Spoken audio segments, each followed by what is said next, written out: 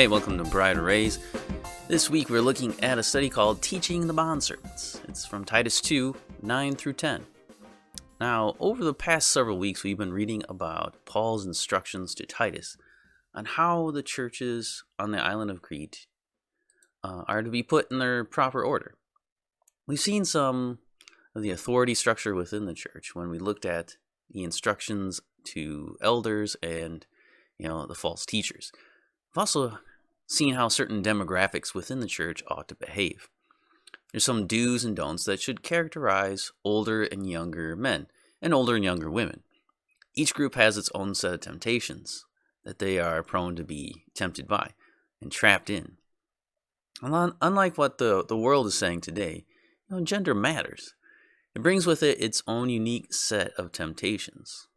Likewise, age brings its temptations as well. The sooner we learn this truth, the sooner we can go about shoring up our defenses against these sins or root them out of their hearts if they're already there.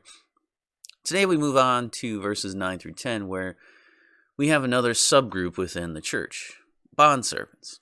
Now, the temptation that many teachers fall into is to take these verses out of their historical context and then dump them right into our day. They just turn the word bondservant into employee and then they kind of move on. But that is being dishonest with the text. A servant is not equivalent to a cashier at Walmart. There is a historical context we must deal with if we're going to approach this text properly. We may find many applications or principles that transcend the time and the culture in which it was written, but there's a danger of misreading the text if we completely ignore the culture that it was written into.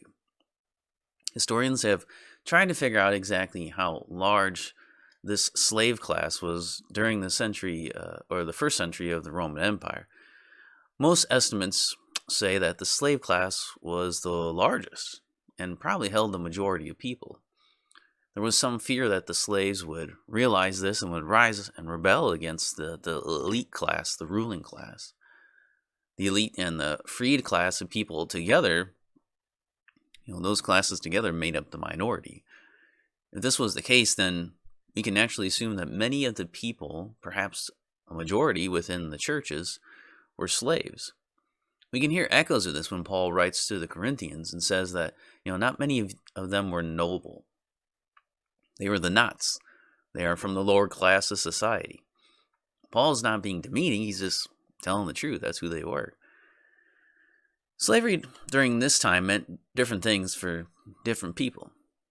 There were different classes of slave as well. Some were house servants that operated much like employees do today. They had a lot of freedom. They carried out much of the responsibilities of the household and ran the master's business for him. Many of Jesus' parables dealt with relationships between the slaves and the master. And the master would leave, and he wouldn't have anything to do with the work that was going on. And the slaves were left in charge to buy and sell and basically keep the house functional. Some slaves were forced to work hard and to do hard labor. And they lived miserable lives like the prodigal son was forced into when he had to eat pig food. Other slaves found themselves in gladiatorial arenas, fighting for their lives or being sacrificed for entertainment. That's all they were for. Yet other slaves were forced into military function.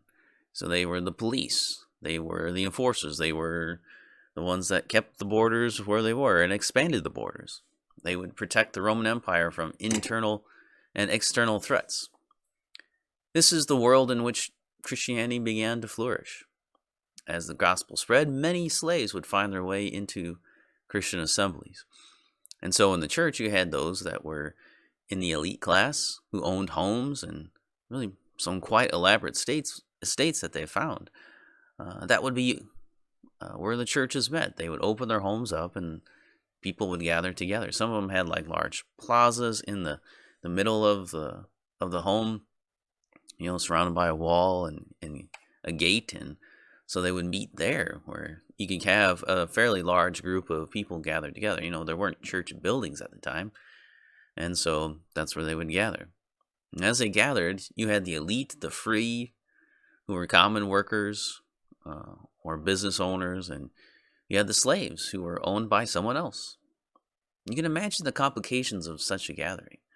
There would be temptations for everyone to be judgmental or prideful as their stations in life really collided in the church. A slave could be an elder, an authority over the master.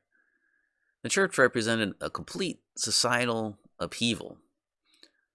Also take note that Paul is not addressing the validity of slavery or injustice here in Titus. He's not writing a treatise on, societal evils. This is not the purpose of his writing. He's writing to Christians who find themselves in a certain station of life.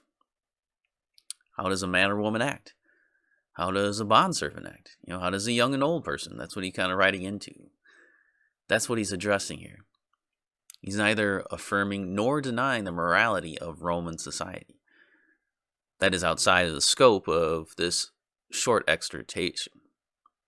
As Titus was putting the church in order, the clash of classes would bring with it a set of sins that would be unique and which would need to be addressed. And so we find here the exhortations for the bondservants. What are they out to do? So first Paul states what a servant must do, and then he states why they must act the way they do. So that's what the study will be for this week. We'll look at those two main points.